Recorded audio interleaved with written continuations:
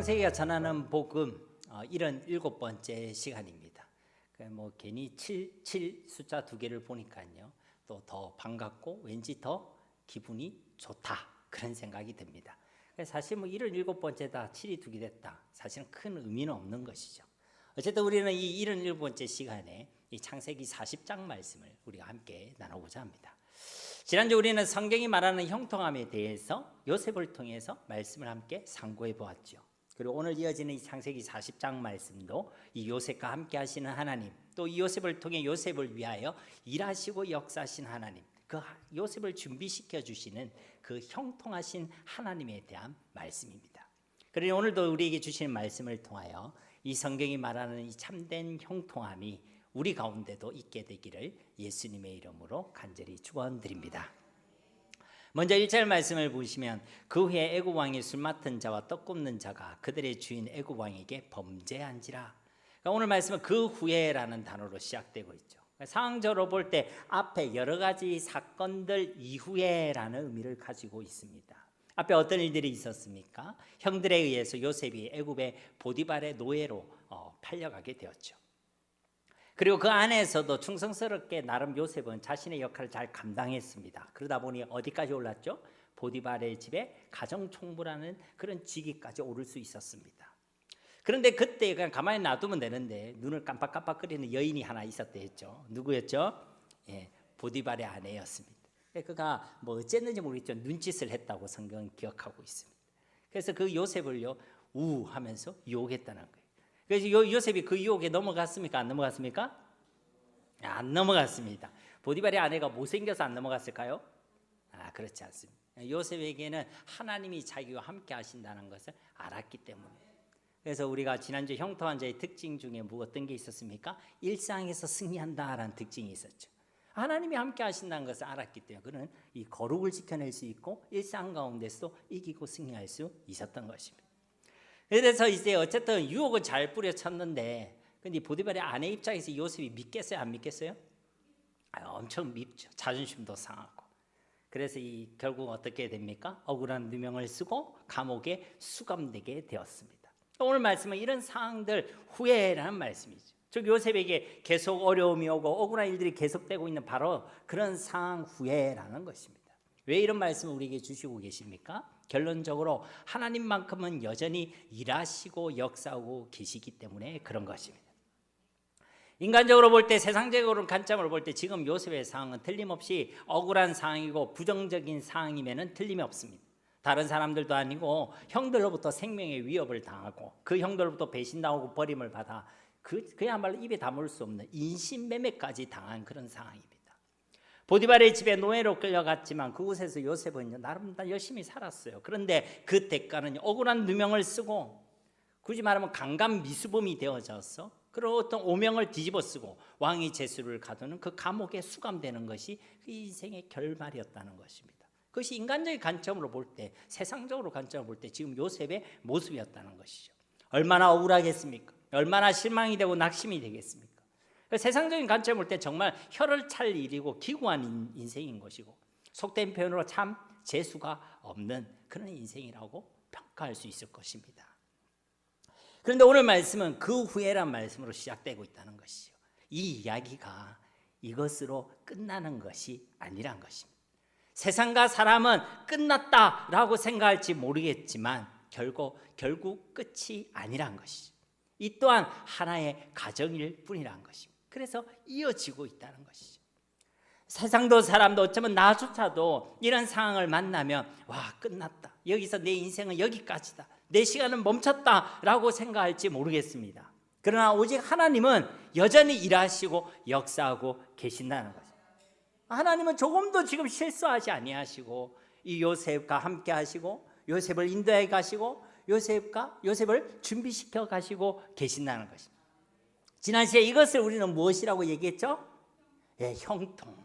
이것이 성경이 말하는 형통함이라는 것입니다. 그렇죠. 성경이 말하는 형통함은 세상의 기준대로 내가 잘 되고 내 계획과 내 뜻이 술술 막힘없이 풀리는 것이 아니라고 말씀드렸습니다.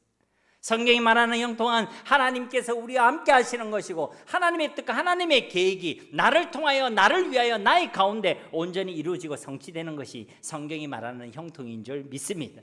이런 의미에서 지금은 이 요셉은 형통한 가운데 있다는 것입니다. 성경이 볼 때는 기구한 인생, 재수 없는 인생이 아니라 형통한 인생 가운데 있다는 것입니다. 그래서 우리 지난 시간에 살펴봤던 창세기 39장 마지막 말씀은 이렇게 끝나고 있는 것이죠.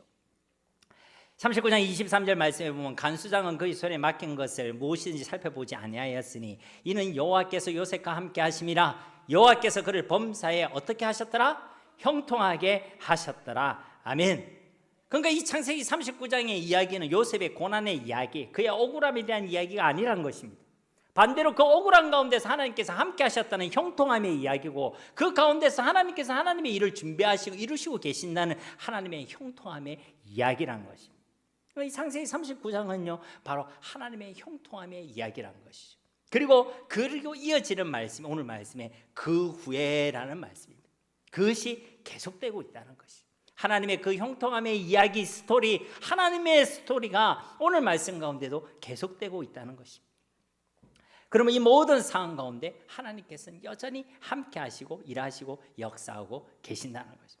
사랑하는 성도 여러분, 오늘 말씀을 통해 우리도 우리에게 주어진 문제와 어려움의 이야기들을 단순한 고난과 어려움과 억울함의 이야기로 고백하는 것이 아니라 그 가운데서 우리와 함께 하시는 하나님의 스토리, 그리고 그 가운데서 우리를 준비시키시고 그 약속의 말씀을 이루어 가시는 형통함의 이야기로 고백할 수 있는 은혜가 있기를 예수님의 이름으로 축복합니다. 우리는 멈춰 있다고 생각하고 여기까지라고 생각하고 끝났다 생각할지 모르겠지만 그렇지 않습니다. 하나님은 일하시고 역사하고 계신다는 것입니다.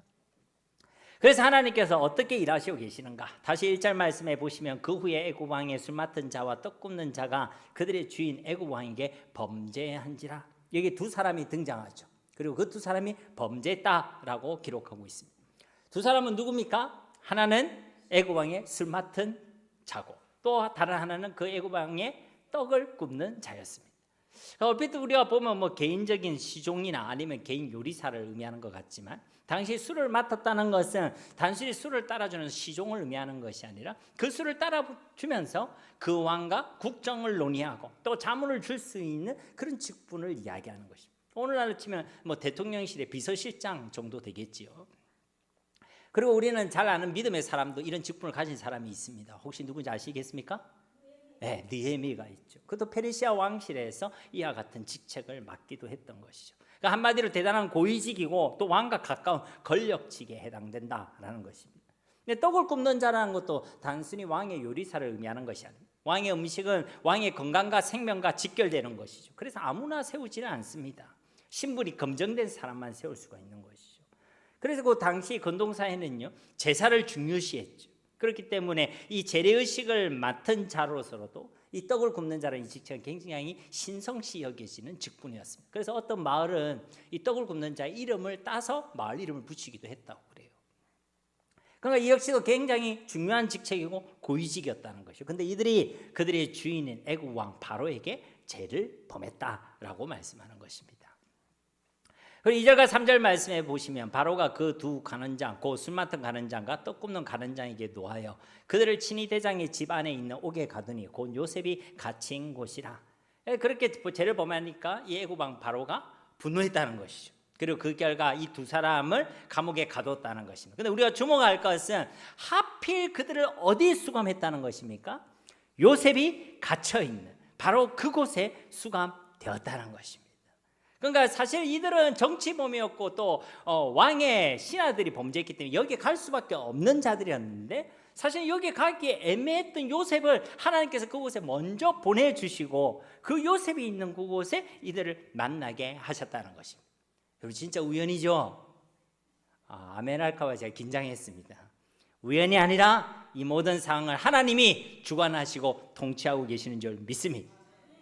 장차 이 요셉을 애굽의 총리로 세우시기 위하여, 그래서 하나님께 주셨던 그 꿈과 언약을 이루시기 위하여, 하나님께 구원이 있으면 온 열방 가운데 나타내기 위하여 아주 세밀하게 너무나도 정확하게 조금도 실수함이 없이 하나님께서 이와 같이 일하시고 역사하고 계셨다는 것입니다. 요셉은 감옥에 갇혀 있었는지 모르겠습니다. 그러나 하나님은 일하시고 역사하고 계셨다는 거죠. 그래서 당시 정치와 정세에 밝고 능통했던 이 두 간원장들을 요셉에게 붙여주시고 요셉과 만나게 하셨다는 것이죠. 요셉의 형들 그리고 그를 가족 총무로 세웠던 보디발은 그를 잊어버렸는지 모르겠지만 누구만큼 이 요셉을 그대로 기억하고 계셨습니까? 예, 하나님은 이 요셉을 기억하고 계시고 하나님은 이 요셉을 잊지 아니하셨다는 것입니다. 이를 볼 때 이 감옥은요 실패의 자리가 아닙니다. 단순히 고난과 억울함과 상처의 자리가 아니란 것입니다. 이 감옥은 하나님께서 함께 하시고 하나님이 인도하시고 하나님께서 준비시키시는 형통함의 자리요 복된 은혜의 자리인 줄 믿습니다. 그냥 우연함의 자리가 아니라 하나님께서 예비하시고 인도하시는 축복의 자리고 하나님이 예약해 두신 그런 은혜의 자리란 것입니다. 하나님 딱 그 자리를 예약해 두셨어요. 저와 이 여러분의 인생 가운데도 하나님께서 예약한 자리가 있는 줄 믿습니다. 그런데 그 자리가 감옥이면 입 한 발 나올 것입니까?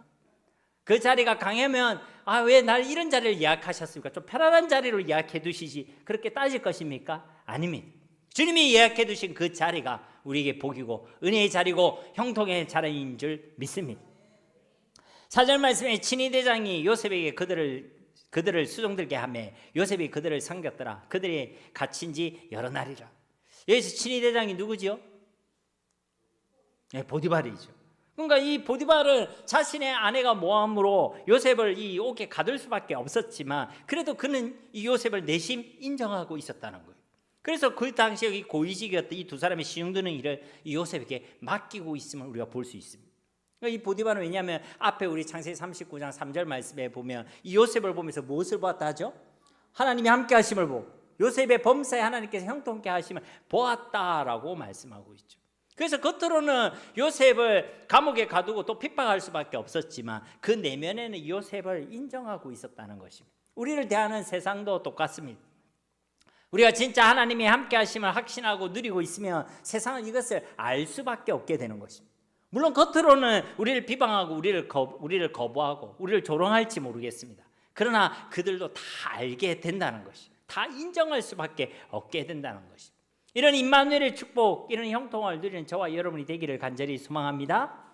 어쨌든 이 요셉은요 그 감옥 안에서도 자신에게 맡겨진 그 일들을 성실히 감당하고 있습니다. 오늘 말씀에 보면 요셉이 그들을 섬겼더라. 그들이 갇힌 지 여러 날이라. 여러 날이 되었지만 그들을 성실하게 충성스럽게 섬겼다는 것입니다.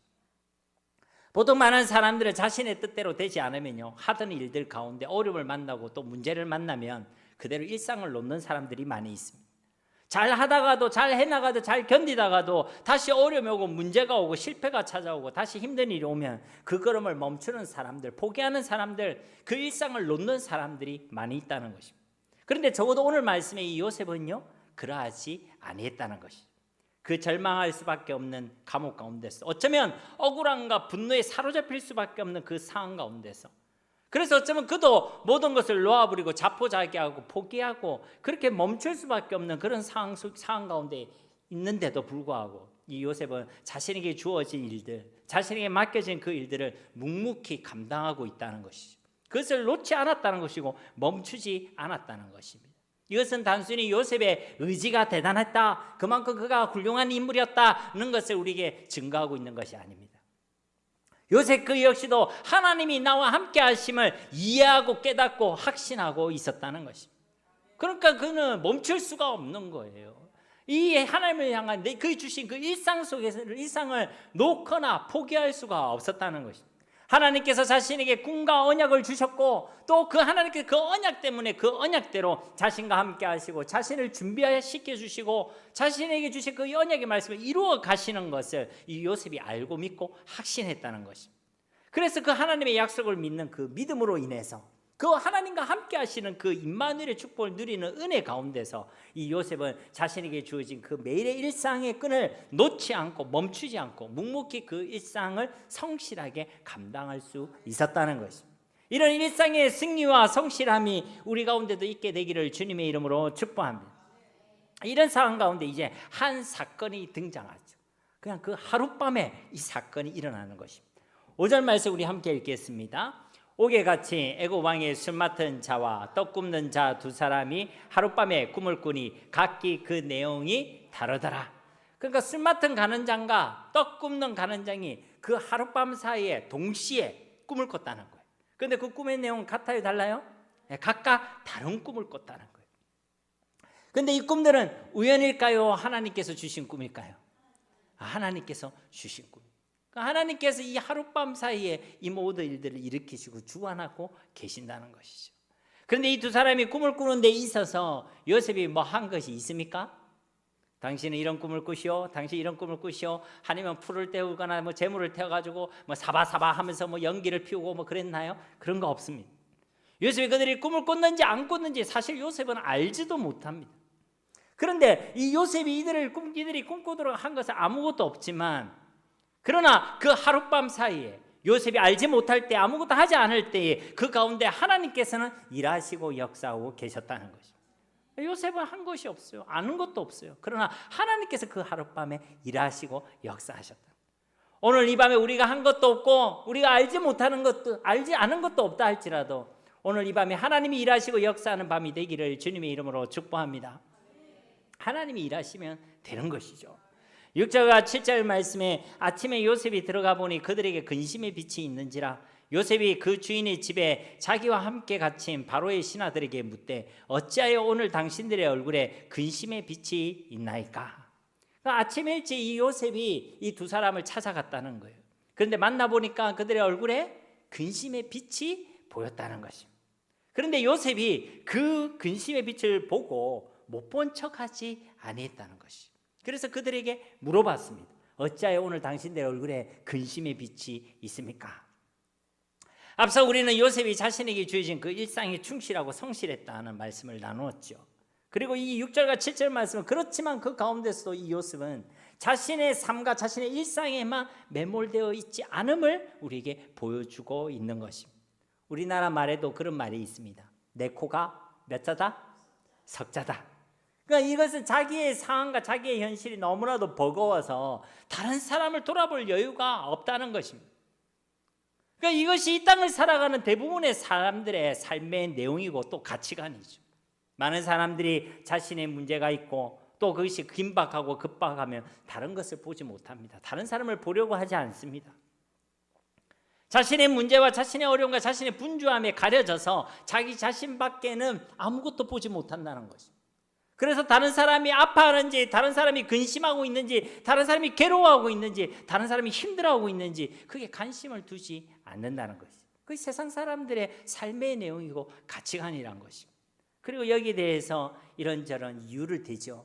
내 상황이, 내 코가 석자라서 그렇다, 내 상황 때문이다, 내 환경 때문이다, 내 여건 때문이다, 이런저런 이유를 댑니다. 아니면 이게 원래 내 성품이고 이게 내 원래 성정이다, 그렇다, 그런 이유를 댄다는 것이죠. 그런데 오늘 말씀에 이 요셉을 보십시오. 그의 상황은요, 그야말로 내 코가 석자다라는 상황에 딱 맞는 상황입니다.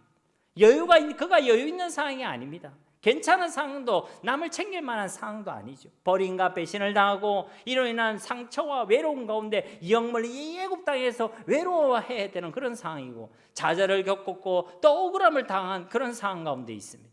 그러나 그런 상황 가운데서도 이 요셉은요, 자신의 상황과 자신의 형편에만 매여 있지 않다는 것입니다. 자신의 그 억울함과 자신이 받은 그 서운함과 외로움과 상처에만 머물러 있지 않다는 것입니다. 그래서 그는 그 가운데서도 다른 사람의 얼굴에 있는 그 근심을 바라보고 발견할 수 있었던 것이고, 또 그것을 보고 귀찮아하거나 모른 척하거나 외면하지도 않았다는 것입니다. 환경과 상황이 되어서가 아니라, 그런 여유가 있어서가 아니라, 이 요셉이 그 모든 상황 가운데서도 그와 함께 하신 하나님을 알고 믿고 누리고 있었기 때문에 그의 마음 가운데 영혼에 대한 것이 눈에 들어오고 영혼에 대한 긍휼의 마음이 있게 된 줄로 믿습니다. 그 하나님의 은혜가 주어지면 증거는 분명한 것이죠. 하나님의 은혜가 없는 사람은 자기를 위해서 자기만 보고 살아가는 것입니다. 다른 사람이 보이지 않습니다. 그러나 그러야만 하는 상황 가운데서도 하나님의 은혜가 있는 사람은 다른 영혼들이 보이게 되고 그 영혼을 긍휼히 여기게 되고 피 한 방울 섞이지 않는 그 영혼을 위하여 눈물로 기도하게 되는 줄로 믿습니다. 그러니까 우리 신앙의 가장 분명한 은혜의 증거는 영혼을 긍휼히 여기고 사랑하는 것이고, 그에게 예수 그리스도의 복음을 증거하는 것이고, 또 우리 이 땅에 하나님의 나라를 세워가는 일인 줄로 믿습니다. 그러니까 이 요셉은 그가 비록 육신의 몸은 감옥에 갇혀 있는 몸이었지만 그 상황과 그 형편과 그 어려움에 갇혀 있지는 않았다는 것입니다. 그 감옥 안에서도 하나님과 함께하는 진정한 자유와 하나님의 나라를 누리고 있었는 줄 믿습니다. 그래서 그는 영혼을 보며 그들의 근심이 보였던 것이고 그 근심을 보며 긍휼히 이길 수 있는 마음이 있었던 것입니다. 8절 말씀에 그들이 그에게 이르되 우리가 꿈을 꾸었으나 이를 해석할 자가 없도다. 요셉이 그들에게 이르되 해석은 하나님께 있지 아니하니까 청하건대 내게 이르소서. 그렇습니다. 사랑하는 성도 여러분, 우리 인생의 해석은 오직 우리 하나님께만 있음을 믿으시기 바랍니다. 이 두 관원장들이 자신의 꿈을 해석할 수 없다라고 고백했듯이 우리들 역시도 우리에게 일어나는 그 모든 일들을 우리가 다 해석할 수가 없습니다. 해석되면 좋겠어요? 안 좋겠어요? 좋겠죠. 근데 우리 인생에 있는 우리 삶의 걸음에는 해석되지 않는 일들이 훨씬 더 많습니다. 왜 이런 일이 일어나야 하는지, 왜 하필 나에게 이런 일들이 주어지는지, 왜 하필 나여야만 하는지, 왜 저 인간을 만나게 했는지, 우리 여러 가지 해석되지 않는 일들이 많이 있다는 거예요. 이 속에 하나님의 뜻은 무엇인지, 이 속에 하나님의 계획은 어디에 있는지, 이런 것들이 다 해석되지 아니할 때가 있다는 것입니다. 보통 그럴 때 우리는요, 답답해하고 조급해합니다. 그래서 좀 더 나가면 불신하고 낙심하고 절망합니다. 조금 더 나가면 하나님을 원망하고 하나님께 불평하게 되는 것이죠. 그럴 때 오늘 이 요셉의 고백을 꼭 기억하시기 바랍니다. 우리 인생의 해석은 오직 하나님께만 있는 줄로 믿습니다. 우리 인생의 해석이 하나님께만 있다는 것은 우리 인생의 해답이 오직 하나님께만 있다는 것을 의미하는 것입니다. 우리 인생의 모든 해답은 오직 하나님께 있음을 믿으시기 바랍니다. 세상에 답이 있는 것이 아닙니다. 사람에게 답이 있는 것이 아닙니다. 돈과 물질에 답이 있는 것이 아닙니다. 건강과 세상의 지식과 경험에 답이 있는 것도 아닙니다. 오직 하나님께만 답이 있는 것입니다. 우리 인생의 제 문제에 대한 답도, 우리가 가지고 있는 영적 문제에 대한 답도, 이 땅에 우리를 괴롭히고 유혹한 악한 사탄의 권세로부터 이기고 승리하는 그 해답도 오직 하나님께만 있는 줄로 믿습니다. 하나님께서 우리에게 주신 해답, 오직 우리 주 예수 그리스도인 줄 믿습니다. 우리를 구원할 이름도, 죄와 사망과 사탄의 권세에서 우리를 건져주실 이름도 오직 예수 그리스도밖에 없다는 것입니다. 우리를 대신하여 죽으시고 우리를 위하여 삶 안에 부활하신 예수 그리스도밖에 없다는 것입니다. 그러니까 우리 가운데 있는 어떤 문제가 있든, 건강의 문제가 됐든, 그것이 경제의 문제가 됐든, 사람과 관계의 문제가 되었든, 자녀의 문제가 되었든, 해답은 오직 하나님께만 있음을 알고 하나님께 나아가시기 바랍니다. 우리에게 주신 예수님의 이름을 통하여 하나님을 찾으시고 하나님께 기도하시기 바랍니다. 그러면 우리의 그 인생 가운데 하나님만이 해답이심을 우리 가운데 밝히 드러내어 주실 줄 믿습니다. 또한 해석은 하나님께만 있다는 이 고백은요, 둘째로 이 요셉의 해석이 자신의 지혜와 실력이 아니라 하나님의 은혜임을 고백하고 있는 신앙의 고백인 것입니다. 그렇습니다. 우리는 하나님의 은혜로만 살아가는 자들인 줄 믿습니다. 우리 신앙이 성장하고 성숙할수록 고백되어지는 것이 있습니다. 아, 다 하나님의 은혜구나. 하나님의 은혜가 없이는 아무것도 할 수가 없구나. 해석은 하나님께만 있다는 이 고백은 우리의 모든 삶은 오직 하나님의 은혜에 달려있다는 고백인 것입니다. 결국 이 요셉은 이 해석할 수 없는 이 꿈에 대하여, 이 해석되지 않는 이 상황 가운데 지금 하나님의 은혜가 있어야 함을, 하나님의 은혜로만 가능함을 그가 선포하고 있는 것입니다. 이것도 구하고 저것도 구하고 하나님의 은혜를 구한다. 그것은요, 얄팍한 우리 인생의 생각입니다. 우리는 이것도 저것도가 아니라 오직 하나님의 은혜를 구해야 될 줄 믿습니다. 오직 하나님의 은혜로만 살아가는 자들이 되어야 할 줄 믿습니다. 사람이 이 땅을 살아가는 건 세상의 떡으로만 살아가는 것이 아니라 오직 하나님의 말씀, 하나님의 은혜로 살아가는 줄 믿습니다. 이런 요셉의 신앙, 해석은 하나님께 있지 않습니까? 라는 이 요셉의 고백이 우리 심령 가운데 큰 울림과 또 우리 신앙의 고백이 되기를 간절히 소망합니다. 이어지는 9절에서 19절의 말씀은 이 꿈들에 대하여 이제 요셉에게 주신 하나님의 말씀 그대로 이 두 관원장들이 각각 회복과 심판을 당하는 말씀이 기록되어져 있죠.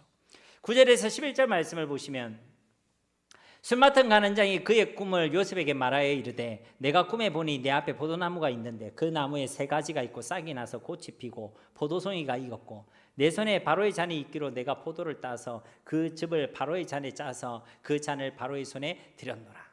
이 술 맡은 이 간원장이 이제 자신의 꿈에 대한 이야기를 요셉에게 해주고 있죠. 만약 요셉이 이 앞에서 이들의 얼굴에 근심이 있는 것을 보지 못했거나 아니면 보고도 모른 척했거나 외면했거나 했다면 이 이야기를 들을 수가 없었겠지요. 그런데 그는 자신의 문제에만 매달려 있지 않고 자신의 상황에만 매여 있지 않고 그 영혼을 바라볼 수 있었고 그 영혼을 긍휼히 여길 수 있었고, 그래서 그 근심의 빛이 어떤 일인가라는 그 질문을 통해서 이와 같은 대답을 들을 수가 있었던 것입니다. 그래서 이제 이 자신의 꿈의 이야기를 보면 꿈에 포도나무가 등장했다는 것이죠. 그 나무에 나뭇가지가 몇 개 있었대요? 3가지 있었대요. 그 3개 있는 나뭇가지마다 이제 싹이 나고 꽃이 피고 포도송이가 결실되었다는 것입니다. 그러니까 이 술 맡은 간원장이 직업병이 있잖아요, 그죠? 포도만 보면 어떻게 해야 돼요? 일단 짜야 되잖아. 직업병이 있거든요. 포도나무를 가만히 둘 수가 없는 거예요. 그래서 포도를 따서 그 즙을 바로의 잔에 짜서 바로의 손에 드렸다는 것이. 이 꿈에 대해서 요셉이 다음과 같이 해석해 주고 있습니다. 12절 13절 말씀해 보시면 요셉이 그에게 이르되 그 해석이 이러하니 3가지는 사흘이라. 지금부터 사흘 안에 바로가 당신의 머리를 들고 당신의 전직을 회복시키리니 당신이 그 전에 술 맡은 자가 되었을 때 하던 것 같이 바로의 잔을 그의 손에 드리게 되리이다. 그러니까 이 사흘 후면 이 술 맡은 간원장이 다시 복직될 것이라, 당신이 회복될 것이다, 회복의 메시지를 전해준 것입니다. 그리고 이 메시지와 함께 요셉이 한 가지 부탁을 하고 있죠. 14절 15절 말씀 우리 함께 읽겠습니다. 당신이 잘 되시거든 나를 생각하고 내게 은혜를 베풀어서 내 사정을 바로에게 아뢰어 이 집에서 나를 건져주소서. 나는 히브리 땅에서 끌려온 자요 여기서도 옥에 갇힐 일은 행하지 아니하였나이다. 아멘. 요셉이 지금 무엇을 부탁하고 있습니까? 나를 건져달라고. 당신이 말씀대로 이렇게 풀려나게 되면 나를 기억해달라, 나에게 은혜를 베풀어달라, 나를 건져달라, 이 감옥에서 꺼내달라, 이런 부탁을 하고 있죠. 그러니까 여기에는 이 하나님께서 이 술 맡은 간원장을 말씀대로 그 꿈대로 반드시 회복시켜 주실 것을 요셉이 확신하고 있다는 것이고, 그리고 그 가운데서도 자신이 지금 이 상황 가운데 지금 이 술 맡은 간원장에게 도움을 요청하고 있는 것이죠. 2가지 모습이 함께 확인되고 있습니다. 하나는 하나님의 약속을 믿는 요셉의 믿음을 볼 수 있는 것이고, 그럼에도 불구하고 요셉의 인간적인 연약함도 함께 볼 수가 있는 것이죠. 앞에 해석은 하나님께 있도다 라고 믿음을 딱 고백했던 그런 멋있는 요셉 아닙니까? 그리고 그 말씀대로 이 술 맡은 간원장이 회복될 것을 확신하고 있는 요셉입니다. 그러면서도 지금 간원장은 하나님의 사람이에요? 사람이죠. 그 사람에게 나를 기억해달라, 내게 은혜를 베풀어달라, 나를 건져달라, 그렇게 요청하고 있다는 것입니다. 여러분 어떻습니까? 하나님만 이 요셉을 기억하시면 되는 것입니까? 아니면 사람도 기억해야 되는 것입니까?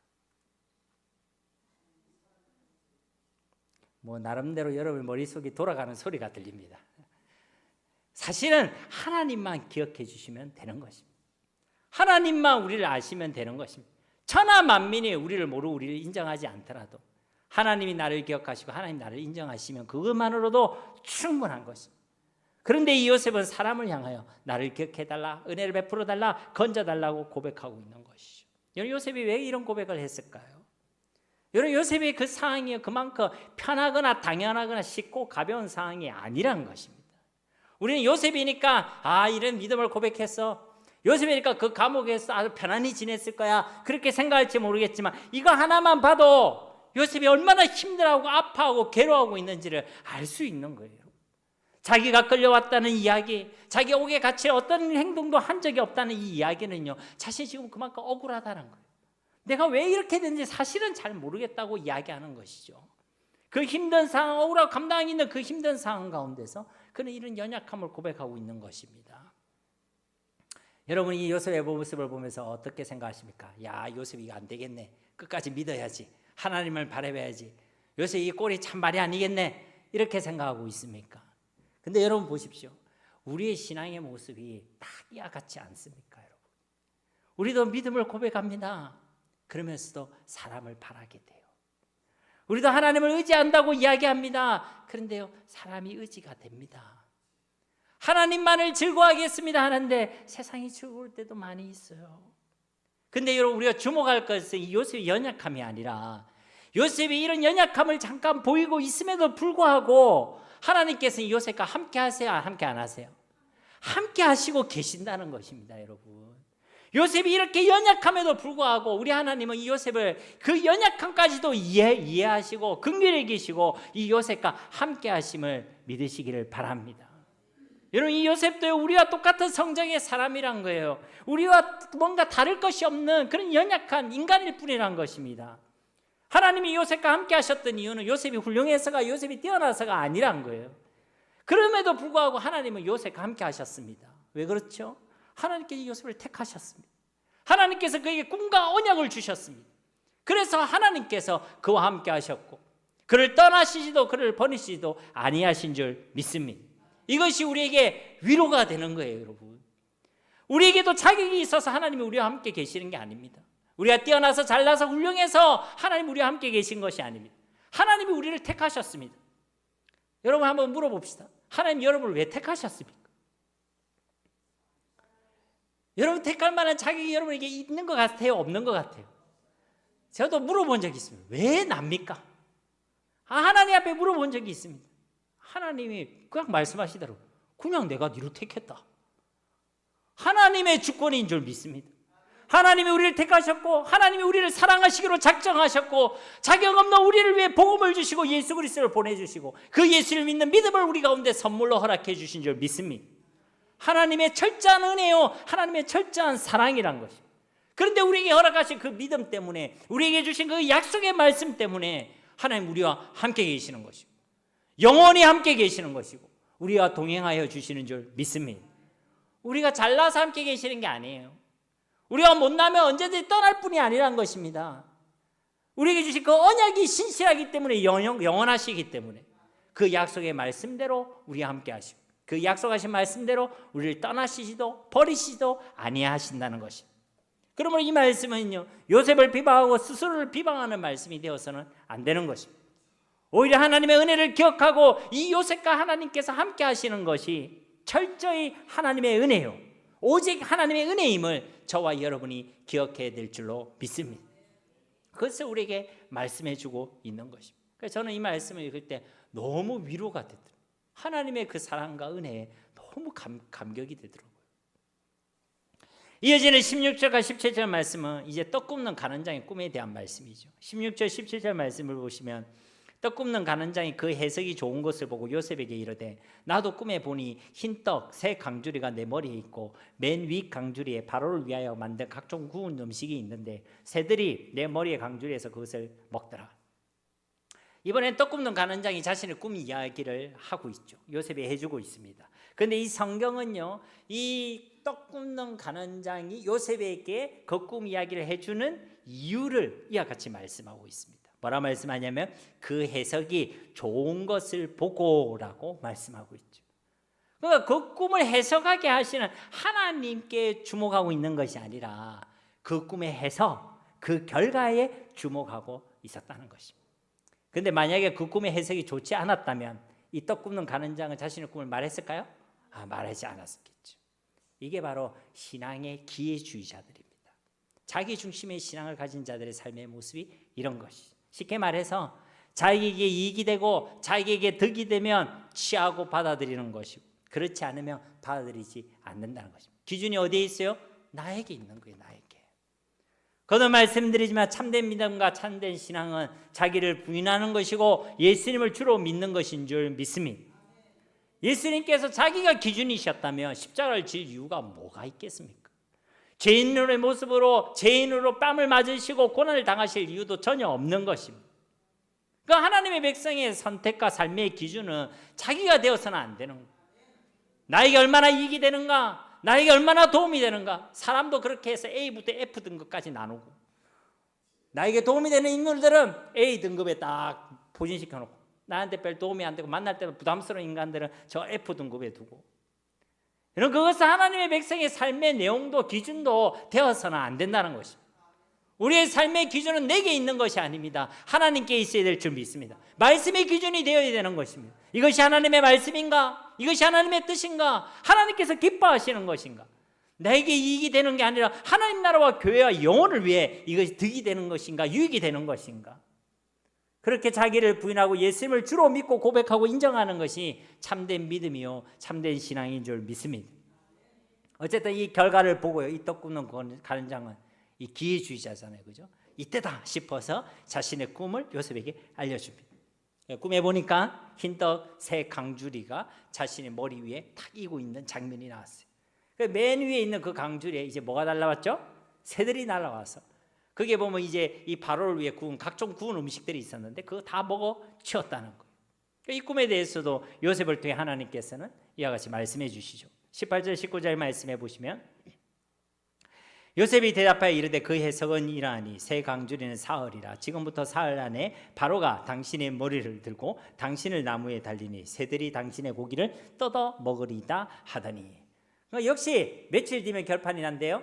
사흘 뒤면 결판이 난다는 거예요. 그런데 그 결과는 앞에 술 맡은 간원장과 정반대의 결과로 이어진다는 것입니다. 사흘 뒤에 술 맡은 간원장은 복직되고 회복되지만 사흘 뒤에 이 떡 굽는 간원장은 죽임을 당하고 심판을 받게 된다는 것이. 이 모든 것을 지금 누가 주관하고 계시죠? 하나님이 주관하고 계시죠. 심판과 구원의 주권자가 오직 우리 하나님이신 줄 믿습니다. 우리 생사화복의 주권자가 바로 우리 하나님이시라. 오늘 말씀을 보면 우리의 살고 죽음이, 해국복과 심판이, 복과 저주가 어떤 꿈에 달려있는 것으로 착각할 수도 있습니다. 그 꿈 꿨냐 안 꿨냐? 여러분도 돼지 꿈 꾸면 기분 좋아요 안 좋아요? 이제 그걸 이제 벗어날 때가 되는 거예요. 돼지 꿈을 꾸고 용 꿈을 꾸고 하면 뭐 좋은 꿈인 것처럼 얘기하고, 그게 착각이랍니다. 오늘 말씀에 이 꿈을 주신 분도 하나님이시고 그 꿈을 이루신 분도 바로 하나님이신 줄 믿습니다.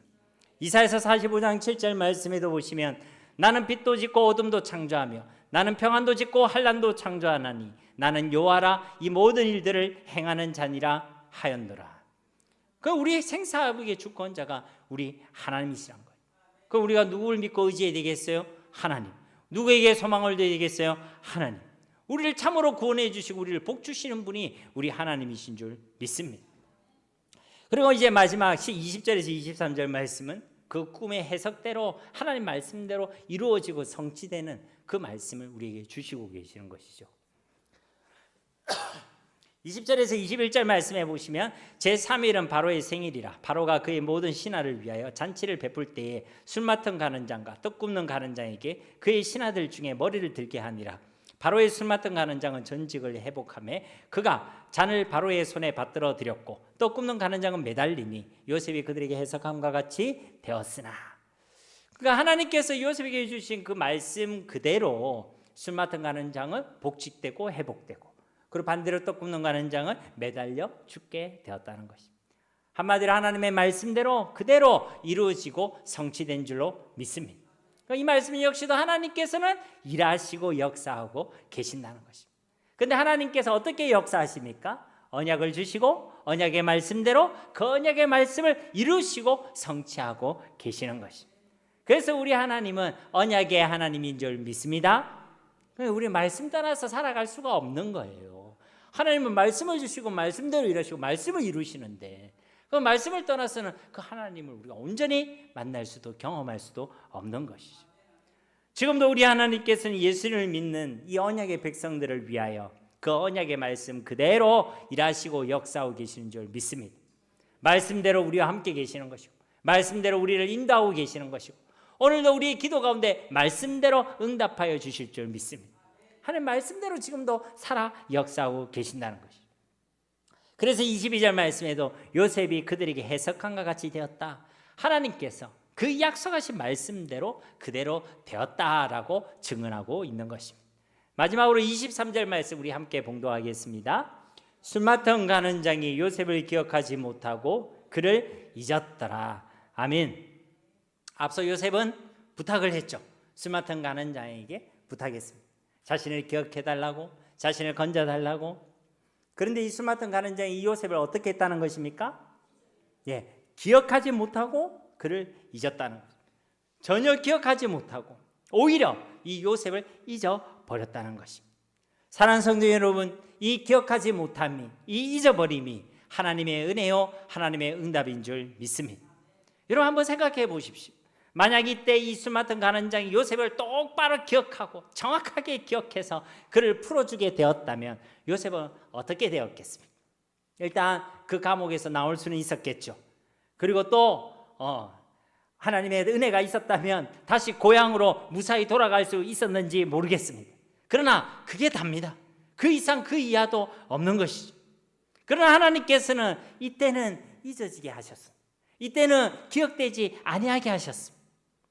그냥 이 가난장이 은혜도 모르는 배은망덕한 인물이다, 이것을 우리에게 알려주는 것이 아닙니다.